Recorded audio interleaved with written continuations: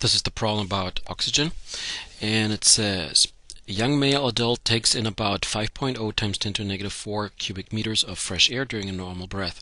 Fresh air contains approximately 21% oxygen. Assuming that the pressure in the lungs is 1.0 times 10 to the 5 pascals and air is an ideal gas at a temperature of 310 kelvins, find the number of oxygen molecules in a normal breath. Something about the numbers. They already give us the standard units, so we have volume, pressure, and temperature given, and that sure looks like the ideal gas law, of course. About the numbers themselves, the volume is half a liter, 5.0 times 10 to the negative 4 cubic meters, so half a liter is in the neighborhood of an eighth of a gallon. The pressure here sure sounds like standard temperature and pressure, the normal atmospheric pressure, that is. And the temperature sounds a little bit high. 310 kelvins is 37 degrees Celsius, or in the neighborhood of 105 Fahrenheit. Maybe they mean after the air is in the lungs, it has heated up to body temperature.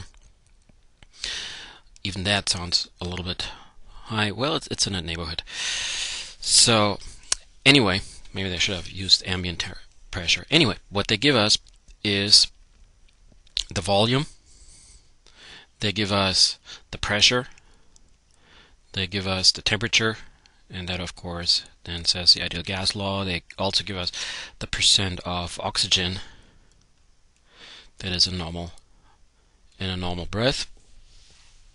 And let's see. Yeah, that's it. So all we need is the ideal gas law.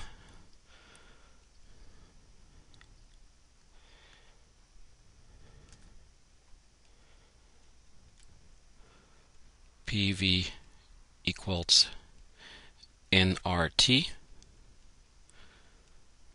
That's given, that's given, that's given. That is a constant, so it's given anyway. So from that we can calculate the number of moles. Why would we do that? Well, because once we have the number of moles, we multiply that with Avogadro's constant. That gives us the number of molecules, and then we multiply it with the percent of oxygen. It gives us the number of molecules of oxygen, which is what they want us to figure out. So N equals RT divided by PV, and there's nothing to convert here because they give it to us in standard units. So whatever you're going to come up here, a very large number. No, I'm sorry, not a very large number. This is moles. So in the neighborhood of, well, a fraction, a little bit less than 1, in fact less than 0.1, you're going to come up with in moles. But once you multiply that with Avogadro's number, so N times Na, and then times the percentage of oxygen, the 21%, respectively, of course, 0.21, you come up with the number of molecules of oxygen. And that one is a very large number because the Na is 10 to the 23. So here you also expect something like 10 to the 21st or so. This is the problem on Venus, and it says on the sunlit surface of Venus the atmospheric pressure is 9.0 times 10 to the 6 pascals and the temperature is 740 kelvins. On the Earth's surface the atmospheric pressure is 1.0 times 10 to the 5 pascals, while the surface temperature can reach 320 kelvins. These data imply that Venus has a thicker atmosphere at its surface than does the Earth, and that's because the pressure is higher and the temperature is higher.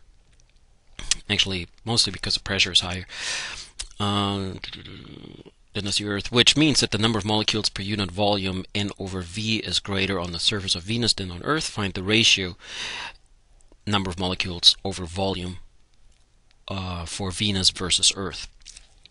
Okay, let's see. Something about the numbers. It says that the pressure on Venus is 9 million pascals compared to 100,000 pascals on Earth. That means that the pressure on Venus is 90 times higher than it is on Earth.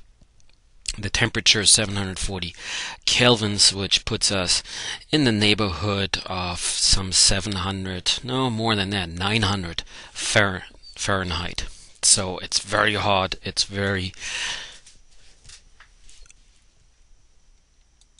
pressurable or impressible, And one thing they don't mention, there's also acid rain falling down. So quite a hostile environment for Earth's twin. Venus used to be called Earth's twin simply because of its size, and then you have these cloud formations going on there, which kind of makes it look like Earth, but once you're on the surface, whoa, definitely not. So anyway, let's see what they give us, and they give us what the pressure is for both of them. They tell us what the temperature is for both of them. We're supposed to figure out what N over V is.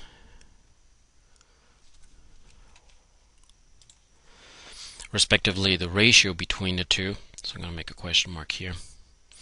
And because it says N over V, we can look at the alternate or alternative form of the ideal gas law. A moment ago I wrote down PV equals nRT. Now I'm going to write down PV equals capital N times KT, and what has happened here is that originally I'll just go one problem back.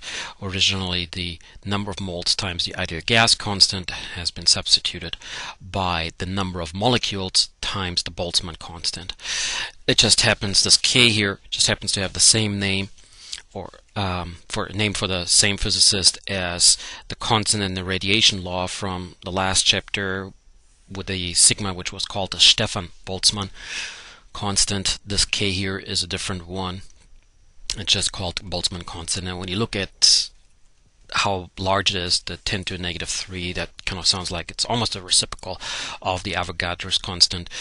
Not exactly, because the ideal gas constant of 8.314 plays in there too, but kind of in that neighborhood. So pretty small number. Anyway, we're supposed to figure out what N over V is. That way, so N over V equals, therefore, let's see, P over KT for each of them. And then we could calculate that, but basically what they want to know is N over V for Venus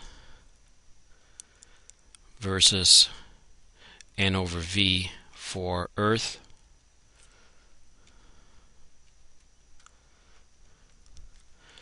So there's an equal here. I had to think here a moment, going from there to there, how I do the algebra, and that looks correct. Okay, so here we're going to have P over T for Venus times T over P for the Earth. And if you look at that, you can figure out that in the process dividing this by this, the K divided out, and this one here appears as a reciprocal because this fraction here is in the denominator. So equals, so here you have 9 million divided by 740, I believe it was. And then here it's 320 divided by 100,000, and you come up with a fraction with no units. And that should be in the neighborhood of about 40. That means that the Venus atmosphere is about 40 times thicker than Earth's atmosphere.